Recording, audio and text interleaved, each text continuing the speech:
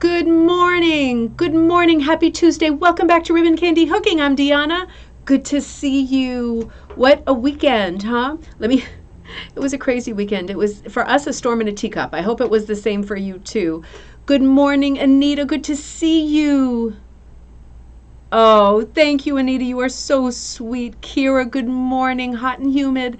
Back to hot and humid, right? Oh, Linda, good morning. Yeah, it is so good that the storm is past. I know a lot of you were involved in the storm Henri that was coming up through New England. Storms in different parts of the countries. Obviously, we all, I'm sure, watch the news. It's just been a crazy storm time. But we were very lucky in this case. I know a lot of you know because I posted it on our Facebook group. But I went to Donna's, and I'll tell you about that, the Whispering Hill. And then I came back, and I was working on Dying for Joy, and it was like 11 o'clock at night, and then the news just kept getting worse and worse and worse.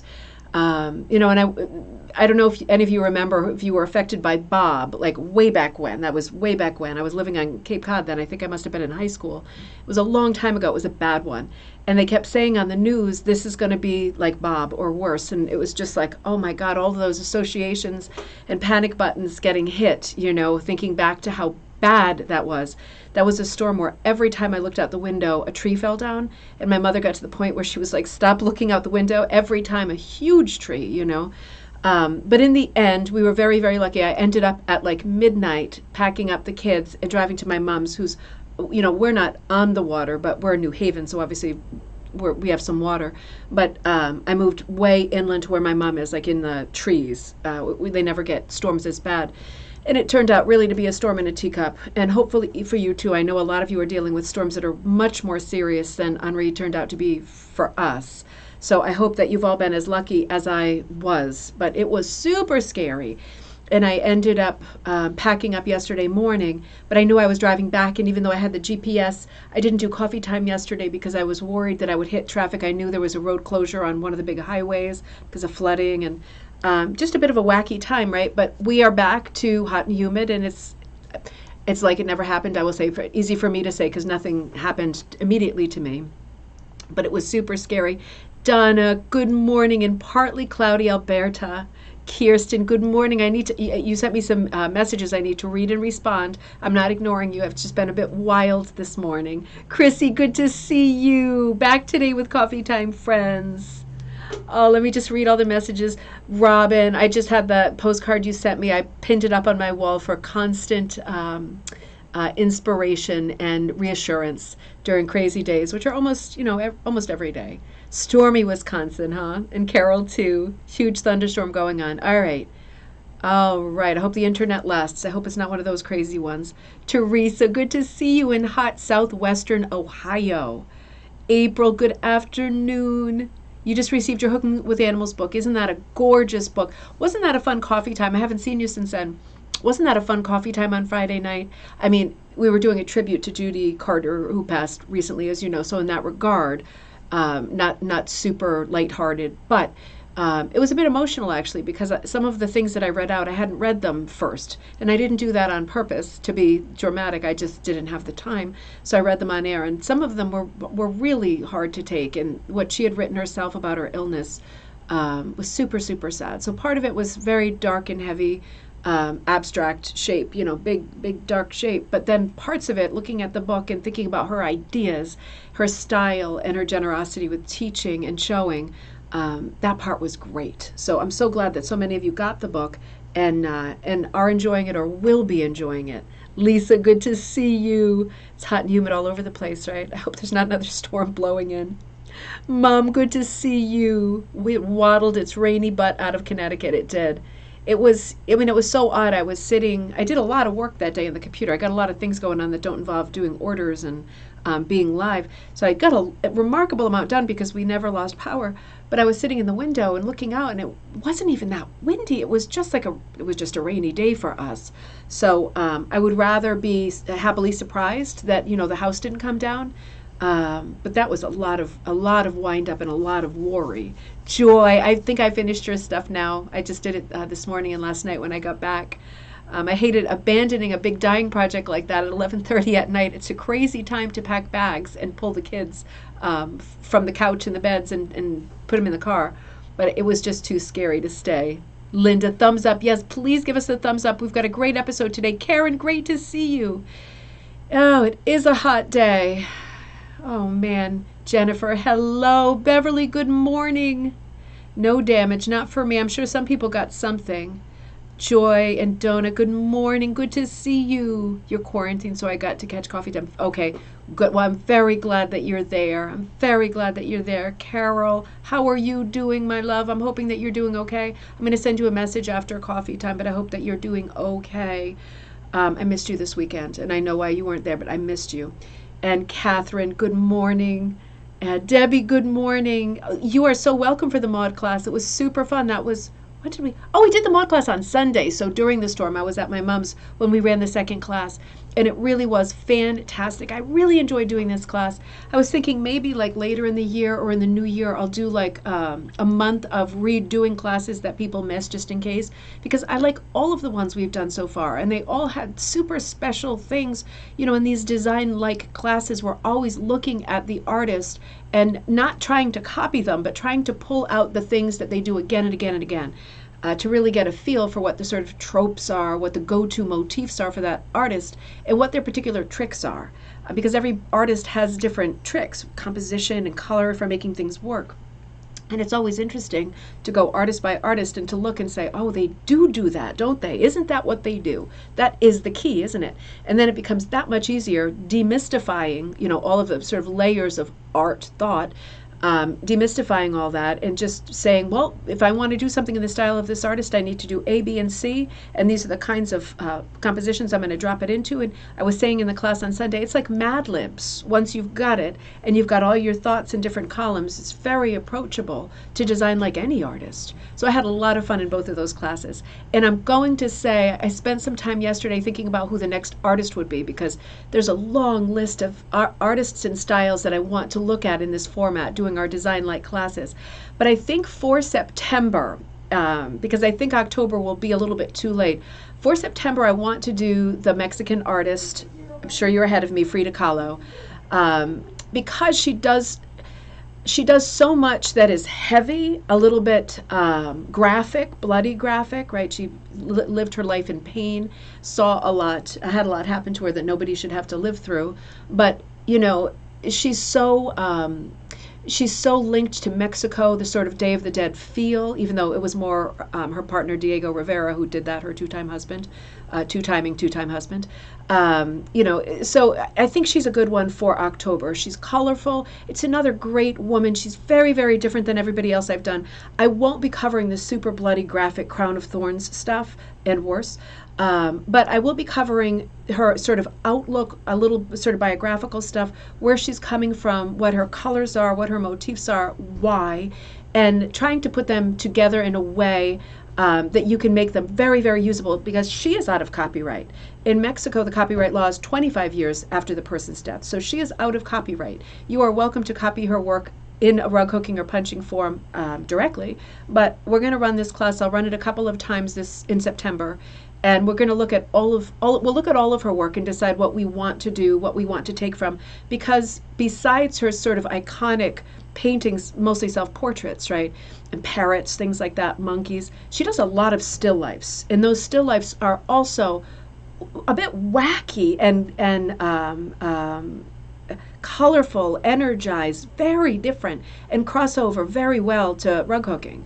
So I think that's the one for us, because if you do end up going in the direction of like a full blast sort of Mexican color palette, sort of with a Day of the Dead feel, if you want to add that sort of floral, sort of the darker themes that she uses, it'll be a good time to work on that in October. So I want to give that to you in September. So that'll be a lot of fun, I think, right? Let me finish catching up on who is here. Carol, Debbie, April. It was your talk that helped you make a decision to buy the book. Good, good, good. I'm so glad, April. Donna says, I purchased the Kindle version of the book. Great to pinch and expand the photos to really see the details of Carter's hooking. Yes, of Judy Carter's hooking. I was thinking about Maud Lewis again. Yeah, it is nice to see the details. It's so lush and dense and particular, right? All those little dots. It's amazing how intense just a small sort of cross-section of her work is. Amazing, Catherine. I didn't get the link for the second class. Oh, you should have, Catherine. I'll send it again. It would have gone. Sometimes when the link doesn't come, sometimes people, and I'm not saying you did, Catherine, but sometimes you shop from the ribboncandyhooking.com on one email address it's linked to, and the other email address is the one you write to me on. So sometimes I have more than one address, but I'll send it. If you can, just shoot me a message to ribboncandyhooking.com, and I'll forward the whole class to you back on that message. So good, good, good. And Chrissy loved the mod. It was great, wasn't it, Louis' class? I've been learning so much from designing. Like, yeah, me too. I'm learning so much from it too. I love doing these classes because I really get into the artist, and it makes me think of things I didn't think of before. And then when we snowball, like we did in both classes, because for the people who took the class, I sent both links to both classes. So if you are really loving this subject, even though my commentary is very similar from one to the next, people said different things in different classes that were like light bulb things. And that's the part that I love, is when somebody says something and we relook and we reframe our thoughts, and different ideas, more ideas. We not only double the ideas, we multiply the ideas many times over when we all think different things and see different things. It's a lot of fun. Frida Kahlo would be wonderful. Yeah, I think so, Teresa. I kept looking at the images and going, some of these are not for everybody. There's some that I won't show at all because I think they're, for me, even for me, pretty disturbing. I'm not always in an emotional place where I can see things that are so heavy that they upset me, because I know I'm going to lock it into my head and think about it at 4 in the morning for like months. So I don't want to do that to you. You can do some research first if you're wondering what kinds of images I'm talking about, but some of them are a bit heavy. I'm going to stick with the more sort of folky, decorative stuff, portraits, still lifes, and some of the other animal motifs, plant motifs, trying to put all that kind of stuff together in terms of composition. And we will talk a bit about her life too, because she had a tortured but also super interesting life. She's very much the opposite of Maud, because she was so cosmopolitan, she was so artistic, she was in all of the circles. She was such a personality, whereas Maud was a complete lone wolf, working alone in a very isolated setting. So the pendulum's going to swing very far this month. And Kirsten says, can't wait. You got the chance to go to Frida's house in Mexico City in the 1990s. Was a calming oasis in a suburban area with a central courtyard. Yeah, there's some beautiful pictures of Frida and Diego out on that courtyard. What a strange couple, right? And she met him as a student, because she was a hell of a lot younger, right? While he was in her school painting a mural, because he's a famous mural artist too. And his murals are like amazing, particularly the Sunday one. What's the Sunday one called? Has some Day of the Dead motifs, a very hot air balloon, very troubling, but beautiful big murals. So she met him as a quite young girl when he came to the school, and then sort of sought him out when she thought about doing art after she had her terrible accident with the trolley. And oh, let's not. I was just thinking about that pole going through her body. For later, good times for later, right? We'll talk about all that. So, okay, let's see. Palnoid X, I'm Canadian and I've never heard of Maud before. Oh, great. I'm so glad. You know, I'm learning from our Canadian friends in this thread lots of things. You know, I had heard of names like Maud Lewis and Emily Carr, but never really looked into them or thought beyond, like locking the name in for a test at school. And I'm so glad that we have so many Canadian people in this group who can bring up new names, because it's exciting for me too to go down that rabbit hole and learn some new styles. And I like to feature things from other countries too, because we are not all from the US in this group. This is a big, heavy US group because we're talking about rug hooking. But there's also a ton of Canadians. We know we have people who log on from different places in Europe and Australia. And the world. You know, there's like 76 countries that have shopped on the Ribbon Candy Hooking website, and I'm guessing people are watching the videos too. So it's great to throw names out, and you are very welcome always to send me an email like, how about you do this artist from this place? And even if I don't know the artist, it will give me a great opportunity to look at their work, research them, and see if there are enough motifs that can cross over comfortably and easily, even for beginners, to rug hooking, that it would be a nice and different thing for us to approach with the design light classes. Always looking for ideas. All right, would you consider looking at Georgia O'Keeffe? Carol, definitely. And I'm working with Kirsten on this one. Kirsten, I don't want to say too much because we've got, if you want to, you can in the thread. Kirsten and I were talking about Georgia O'Keeffe as a possibility, but we're putting that on hold for the moment for a very specific reason, and it's going to be even better when it is time to do it. But the classes that I'm thinking about, just so you know, for the upcoming future are Frida Kahlo for September. For October, I was thinking about possibly doing still in the style of, I'm going to read that comment in a minute, Debbie, still in the style of sort of, if you celebrate Halloween, I'm sorry if that's offensive, I know not everybody does, but Mexican molas, right? Like if you're a quilter, if you've made molas, if you're interested in that part of culture, it's also South American like Frida, but I think molas lend themselves really well to number one rug hooking besides quilting.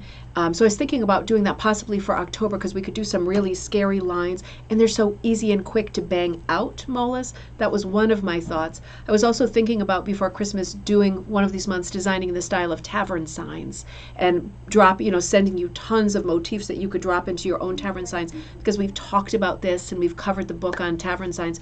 Those were two sort of general things, not specific artists, that I was thinking about doing that I thought would help people getting into the winter and the holidays with doing simple designs that are your own. But I'm always ready for more, and certainly Georgia O'Keeffe, that maybe before Christmas, or maybe that'll be our January class, but that is definitely coming up. Because I love those exaggerated, oversized flowers, and it's such a specific style, isn't it? Such a specific style. And Debbie says, during the mod class, I couldn't stop thinking about Christina Olson and their similarities in terms of struggles, and it made me wonder about a class about Andrew Wyeth. Now that is great. So like Christina's World, the famous Wyeth painting of her looking toward the farmhouse, and she's immobile, but she's down in the grass in her beautiful pink dress. I have a list of artists who I'm looking at for every time I do a designing like. So I looked at the list yesterday, and Wyeth is one of them. Grant Wood is one of them too, like American Gothic. Those are both artists that I definitely want to cover.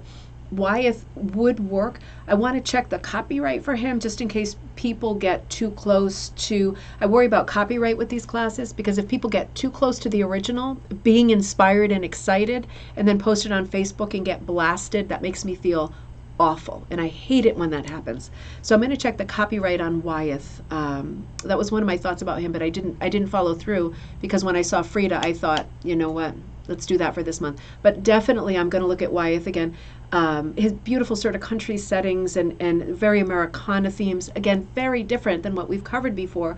Might be nice to do Wyeth as an like early New Year, because he's got very bleak landscapes, doesn't he? It's a very bleak.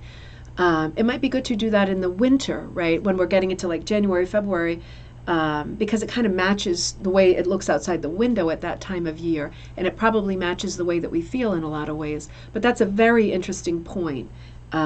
So yeah, thank you for saying that. I'm definitely going to go down that rabbit hole. Kirsten, Kira says she loves the tavern signs. I love that too. I think it's a great idea. So Kirsten gave the answer. I didn't know if you wanted me to blast the answer. Kirsten says, my grandmother painted about 40 paintings in the Georgia O'Keeffe style. She was a colorist in Los Angeles in the 1960s and 1970s. We wanted to see if incorporating some of those into the talk would work. So Kirsten was saying, we were talking like, in the car, about the fact that her grandmother did work that was so similar. So I want to look at those too, and Kirsten and I think, both want to punch some of those images that her grandmother did that was in the style of Georgia O'Keeffe, because I think that the practice of doing that is going to help me get closer to Georgia O'Keeffe, because she relies so heavily on tricks with paint, that I want to be sure that we can do the same tricks, punching and hooking. So using Kirsten's grandmother's work that's quite similar, we could look at them both together and then know that we have images that we can use for our purposes. But thanks, Kirsten. I'm super excited to see your grandmother's work too. I always like to incorporate personal things that are meaningful to us that we can share as a group. It is getting so late. I'm just shooting my mouth off today, aren't I? But all of those things are to be continued. And if you have more ideas, just feed them to me, because I'm very interested. I love the Designing Like class that we do. I want to keep doing it forever. And I want to know what you want to see too. I want to give you things that you are excited about. So make sure you keep coming with that stuff. Also, I wanted to say to the people who are at the hook-in on Saturday at Donna Swanson's place, which is called Whispering Hill, Mom, I forgot to find that tip, Whispering Hill in Woodstock, Connecticut. Donna said, I'm such a jerk. Donna, when I got there, she said that she was so happy that, you know, our Facebook page is doing so well, largest one in the country, for rug hooking and punch needle, which is super great. That's you, that's not me, that's you all contributing so much, so often, and such a, the tone is so nice, isn't it, in our group? And so she said she wanted to give us something every week from her, one of her tips, because she really is like rug hooking royalty. And she gave me the first tip on a, drumroll please, Post-it note. And I had it in my hand while I was walking around the shop. There were tons of buddies there. Some people I hadn't met in person before, many I had. I was doing a lot of visiting, and I didn't want to miss chatting with anybody in a sincere way, and I was very distracted, and I lost the Post-it note with the first tip. So I'm going to send an email to Donna and ask her for her tip, but every week I'm going to be putting like a Donna's Corner or something on our Facebook page. I'll put it into the blog on Ribbon Candy Hooking too. And I think I'm going to put like a bit of a Nancy Drew frame with the spyglass, because Whispering Hill just reminds me of Nancy Drew, and put like the little tip that, you know, Donna gave us for that week, which will be a good solid tip every time, I'm sure. Will there be an August swatch kit? There definitely will, Beverly. I'm putting together a Maud Lewis swatch set, and oh shoot, they're drying outside. I wanted to show you another swatch set that I was going to announce. There's two swatch sets coming out immediately. One of them is Maud Lewis, and I know you're thinking, is it all going to be sort of primary colors and maritime paint colors? And for the most part it is, but she uses a lot of colors that are slightly off primary, and it's going to be a beautiful swatch set. So I have that, and I have another one coming up that parallels our dyeing class for this month, which I'll announce tomorrow, because I forgot all the wool is out on the stoop drying. But the time at Whispering Hill was wonderful, and it was so great seeing people, meeting people for the first time that I only know from, you know, the computer. It was such a nice time, and I wish that we could have all been there, but hopefully in the near future we will be planning hook-ins in all of your areas that I can come to do some traveling, meeting everybody in the near future, and that we can all be together in some way soon. That's my hope, that's my plan. But it really was, it was a lot of fun. All right. When is the Autumn Colors dye class? Well, you know what? I'm just going to say it. I'm just going to say it, Jennifer, because you asked, and, you know, I guess I said there was an Autumn Colors dye class. I'll show you the colors tomorrow. The theme for this month's dye class, drum roll again, please, is the Brady Bunch palette. And the reason I'm doing that is, of course, we all know the Brady Bunch show. I want to do an autumn palette that isn't just a full blast autumn, that had something different. So in the Brady Bunch palette, of course, we're talking about like 70s colors, but they are autumn colors. So we're looking at, I think I did like a chocolate brown, which has to be there, a bright, bright blue, like Alice's uniform blue, rose, like a real rose, like a wood rose, not like a pink, but a wood rose. So a very mellow rose. I was thinking of the episode of the Brady Bunch, rose-colored glasses, where Jan had to start wearing glasses. Another brown that's like the spider on, I think it was Peter's chest in the Hawaii episode. There's, of course, a very bold sort of golden mustard. And there's a light blue, pink. Oh, and there's like a green, like an avocado green. So it's going to have either 8 or 10 colors. It's 4 skeins, and there's at least, I think, 4, at least, I haven't decided yet, 4 colors of wool. And what I might be doing this time is sending you long quarters and giving you the option to break them into 8ths, because a quarter is a lot if you don't love what you ended up with. So I'm going to give you lots of possibilities with this dye class. I might try to put in a very bright sort of orange, a much brighter orange, still the sort of Brady orange, not like a blazing orange, you know, and possibly a caramel color. So all of that is to be continued. Martha says, good to see you, Martha. Was wonderful. Looking forward to the swatch set. It'll be a beautiful swatch set and very usable too.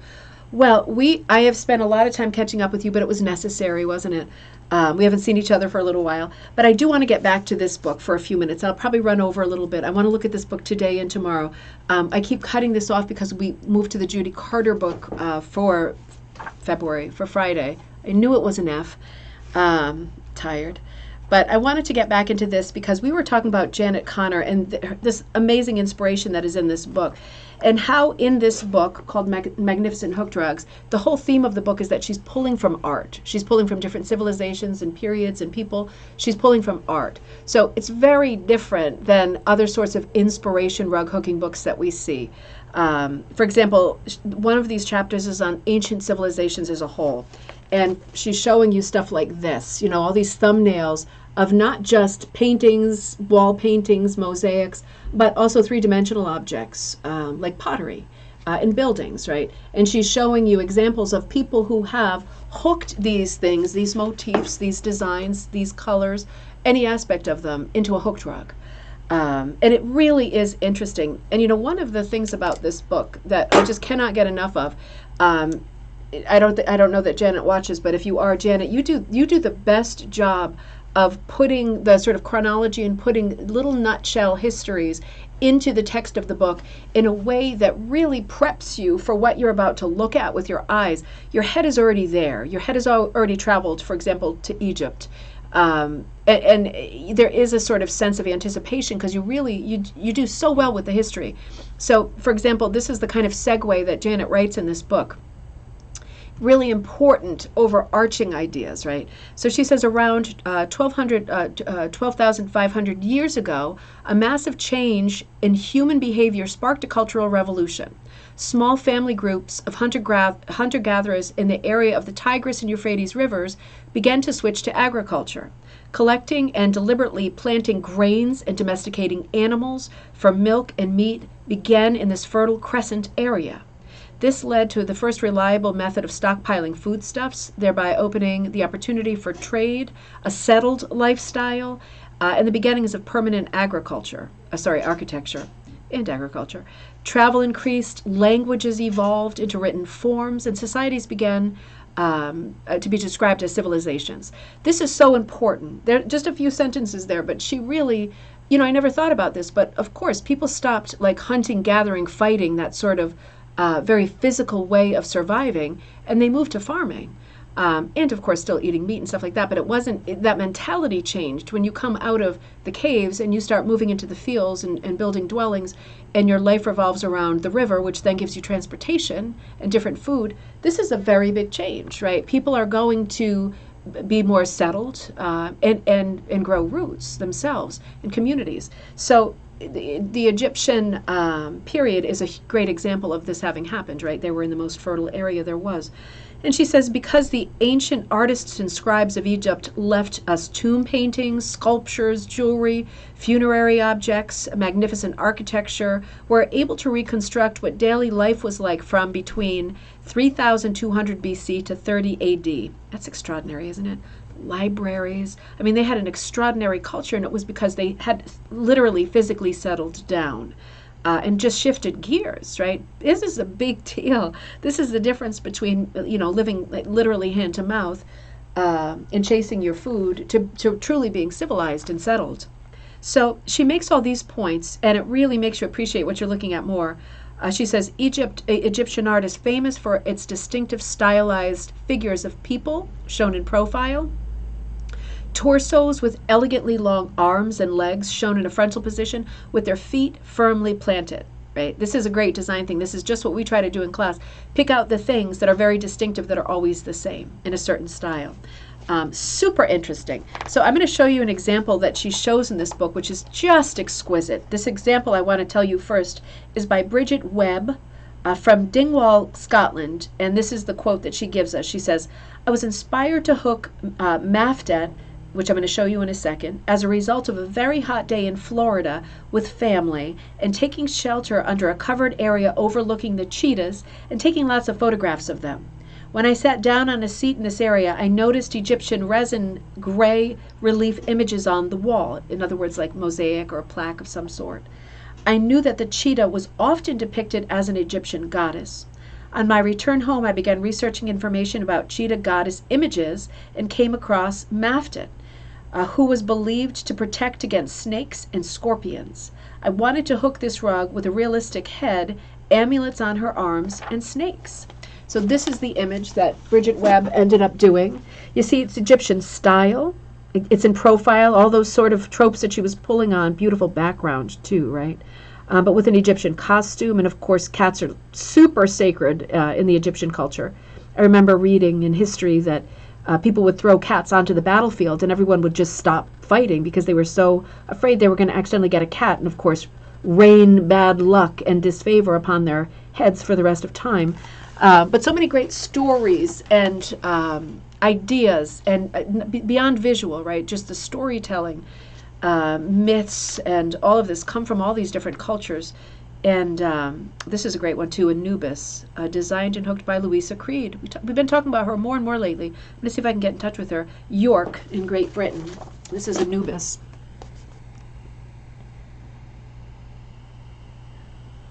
Isn't that extraordinary? Look at the border too, that sort of rope-like, no, not quite rope-like, is it? It's a bit shapy. That is just very limited palette, very Van Gogh palette, really gorgeous. Of course, these are the Egyptian colors too. Turquoise, cobalt, rust, gold, black, beige, you know, the whole natural pigments. I was talking to my sister because she fled too and went to my mom's house for the hurricane. And we were talking about that whole thing that came up in the last time we did the episode on Janet Connor. We were talking about the image that she gave in the book of the hands on the cave and how they would put the pigment in their mouth and literally blow through their fingers to create the sort of reverse stencil, right? The opposite, the negative, with the paint in their mouth. And I said, you know, and she was aware of this practice because she works in art restoration at Yale, so she's 10 miles ahead of me with all this stuff. But I said, you know, isn't that like dangerous? And she said, well, no, not really. You know, because it's basically dirt. Like it's, you know, dirt in your mouth that you're blowing out. It's not like they would have had anything that they used as pigments at that time that would have been dangerous for your body, right? So I thought, oh, that's a relief, because I was thinking about, like, if I did that with Cushing dye, I would drop dead. Incidentally, I just made eggs yesterday morning in a pan that I use for dyeing. So we'll see what happens. I'll let you know if that tail starts growing or anything like that, because that's the only time I've done something that stupid. But I started working on dyeing at 4 a.m. I was at the stove, and that's what happens at 4 a.m. You start cooking eggs in the pan that you were just dyeing with. Amazing, right? So I'm just going to finish out this thought before I stop, but this chapter is just gorgeous. And one of the things about this Janet Connor book that is amazing, for example, she gives us a similar Anubis drawing, right, as like an idea. And you see all these little glyphs behind, all the hieroglyphs. She shows us this, and she says, Anubis pattern, you could replace the hieroglyphs with your own message. And on the page before, she's given us this Egyptian hieroglyphic alphabet chart. So how cool is that? She's showing you what all the symbols indeed meant. And then on the next page, she's saying, you know, if you're into it, why don't you do something like this? And you put your hieroglyphs in the background, make them meaningful for you. Isn't that interesting? Isn't that good? But yeah, she goes on. I mean, this book is just, I don't want to show tons of it because it's like fairly recent. The amount of rugs that she came up with that were Egyptian style just for that one subchapter is remarkable. It's a lot, and they are gorgeous. I'm gonna do one more little bit. I'm just gonna come to the end of the ancient civilizations so that we can start somewhere fresh. What day is today? Today is Tuesday. Tomorrow, on Wednesday. So then she talks about Mesopotamia and Mesopotamian art, 3500 BC to 539 BC. She says a series of civilized societies arose in an area that now roughly covers the country of Iraq. These people were the Sumerians, the Assyrians, the Babylonians, and in terms of motifs, they are quite similar motifs, but they are very distinctly different civilizations. She says we can assume that the culture that created this work was male-dominated, militaristic, and warlike. Expressed in the sort of muscularity of the sculptures. This is something you can picture, I'm sure. I'll show you some of the pictures she's showing from these civilizations, these collective civilizations. But when you think about art from the Mesopotamia tongue twister, period, you are seeing a lot of men, aren't you, number one? And you are seeing a lot of people fighting and holding weapons, and you are seeing a lot of animals that are involved sort of in fighting. It's a brute kind of feel to a lot of the art. So I think that's a great sort of idea that she wrote about it being a militaristic culture and a very male-dominated culture. That's really consistent for me with everything I know about that culture and the way that their art looks. But again, not super different to a layman, and to me included. but still periods of art with slightly different color motifs and design motifs. And certainly people looking very different in art from Mesopotamia as opposed to Egypt. So these are all things that she covers in this book that are super interesting. She talks about Minoan art, and she shows this beautiful example, Gnosis griffin, punch hooked with both wool fabric and yarn on monk's cloth, designed and hooked by Passavant, Newton, Upper Falls, Massachusetts, 2014. This is just gorgeous. Isn't that gorgeous? So, you know, when you're looking at this book, look at the border on this too. Look at the great layers, right? I mean, you see this creature that is sort of, obviously a mythic creature, decorated with jewels and patterns, and almost has a peacock sort of flavor to it, but also a suggestion of a lion's mane. All of these crossover creatures that, you know, pop up in myth and storytelling from these various places. And these are a great place to start because, you know, if you are going to do a hooked rug of a creature with a bird's head, a cat's body, a lion's mane, a peacock's tail, you know, you really can't go wrong, can you? At that point, you've committed to doing something that is 100% make-believe, mythic, inspired, and you really can't go wrong. So you just go for it at that point, put the pedal to the metal, right? But yeah, this is just gorgeous. Let me show you one more. She's got a whole page of Minoan ladies and princesses. We'll do Greek and Roman tomorrow because that deserves. Maybe I'll just do it now. I just want to show you one or two images from there. But I love this Minoan lady because, again, it's like, what a gorgeous piece. You know, it's another profile, so it has that sort of remote feeling of Egyptian. But I love the different coloration. I love the big eye, right? The colored lips, the patterning on the sleeve, the patterning in the background, the blue hair. I love, it's different, isn't it? Let me see who did that one. It's so different. This is Minoan Princess by Giselle MacHarg, South Royalton, Vermont. Designed and hooked by Giselle MacHarg. Absolutely amazing. Amazing looking at these princesses. And again, Janet will show you more things that are possible. Design motifs, right? Pattern driven, or else another sort of mythical character, Minoan creature.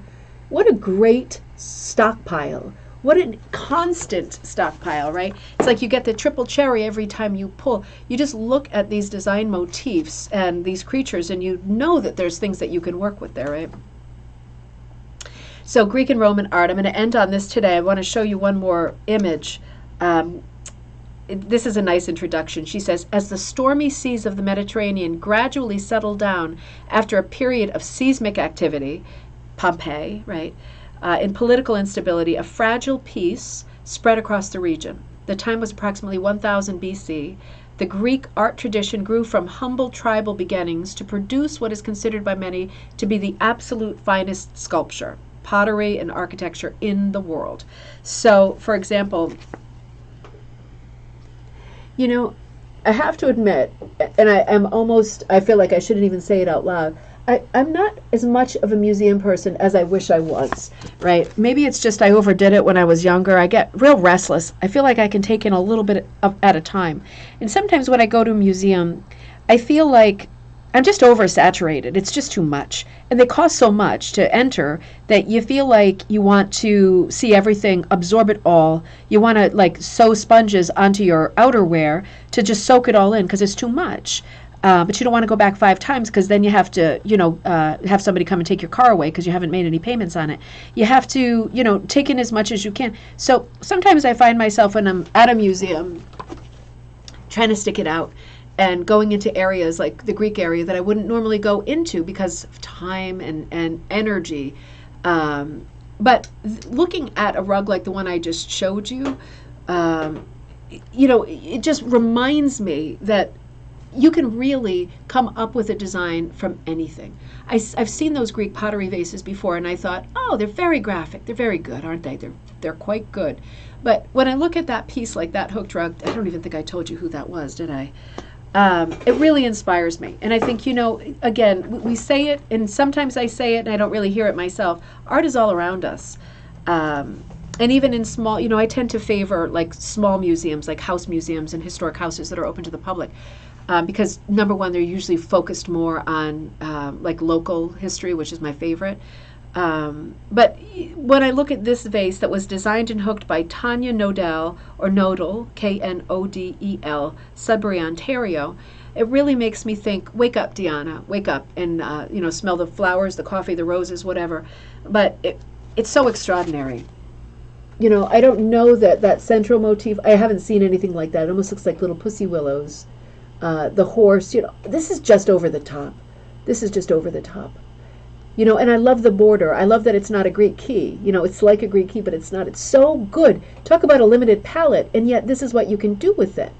So, yeah, I mean, us visiting museums now and just thinking about these cultures.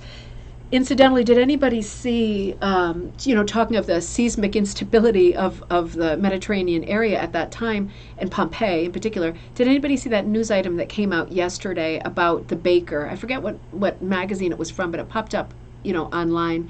And it was a beautiful picture of a baker who, like everybody at Pompeii when the Vesuvius erupted, kind of sheltered, all those horrible images of mothers like crouched over their kids. There was a baker who was in this beautiful pose, it's depressing, right? Super modeling, but just beautiful shape. And he was outside his bakery. And in the article said that the sign said something like, it's a translation, but it said something like happiness, prosperity, but it was like in a poem form. Like it was a long thing that he had over his shop that basically talked about prosperity and happiness and luck. And it was super uplifting and sweet. I think it was translated something like as happiness lives here. I think that was it. And then she went on to sort of dissect what the translation of that word happiness in that language meant, and it meant more luck than happiness. So it was more like a financial happiness lives here, like wishing good financial luck on the business of the bakery. But at the same time, I thought, what a beautiful thought that so long ago there would be a baker who had a shop that said happiness lives here above his door, right? Even if it meant something slightly different, who cares? It's a placeholder for something else. It's a metaphor. And I thought it was just a beautiful story. It got very heavy into psychology. And how some of the words they used had horrible double meanings. But I wonder if you caught that article, because it was just a beautiful picture to look at, and I immediately thought, wouldn't that be a gorgeous hook drug? If you Google Pompeii baker, it'll probably come up because it just came out yesterday. But it made me think about that when we were just looking at that and talking about seismic instability. God forbid. We have enough in the air. We don't need anything coming from underground, right? Oh, dear. Sharon, good to see you.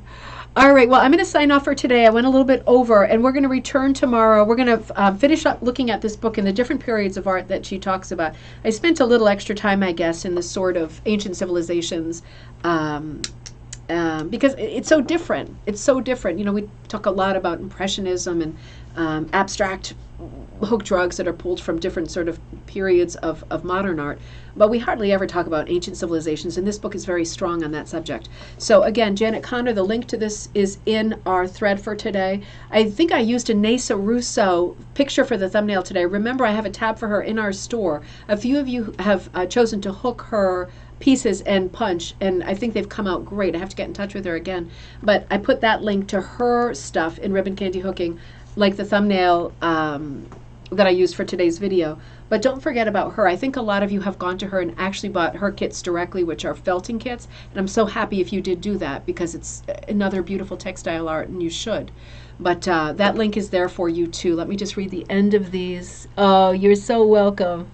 Happiness lives here. It is nice, isn't it? That's beautiful for a rug. It must have been, I'm such an idiot, but I was going to say in Latin. I don't think it was in Latin. They probably had a very specific language at that time because they were still a bit isolated. Isn't it funny to think how that volcano, blew up, and all of that sort of, obviously, horror, drama, sadness, but then how hundreds and, more than hundreds of years later, the Victorians were riding over there in little donkey carts to collect ashes that were carved into cameos and wear them as jewelry, and ashes that were filling little bottles that they could carry around and say, this is the ash from Vesuvius. It was such a huge tourist stop on the Grand Tour during the time Victorians were traveling of a certain class all over the place. It just always seems so shocking to me because their cameos look almost like glass. Of course, the lava is so hot, right? I guess it is. Is it glass at that point? But in any case, once in a while I'm at an antique store and I see something that came from, as a souvenir, a Victorian era from Vesuvius, and I think, just like the Victorians, it's a bit like grotesque in modeling, but also interesting, right? Anyway, have a great afternoon, everybody. I will see you tomorrow, and we will conclude with Janet Conner's magnificent hook drugs. It is a to be continued on bingo. I need to get in touch with Julie because, you know, I'm teaching in Maine this weekend. I'm not sure that I, again, trust being away somewhere and running a show as important as our bingo night, if there might be any issue with the signal. So I'm going to talk to her and figure out about that. I don't feel 100% comfortable yet. So that is a to be continued. I'll tell you more tomorrow on Coffee Time. See you at the same time, noon Eastern Standard Time. It's a good day to create. That is right. It's either raining, windy, or too hot to be out there, right? So you might as well stay in and do something great. I will see you tomorrow, and I'll show you some of the colors.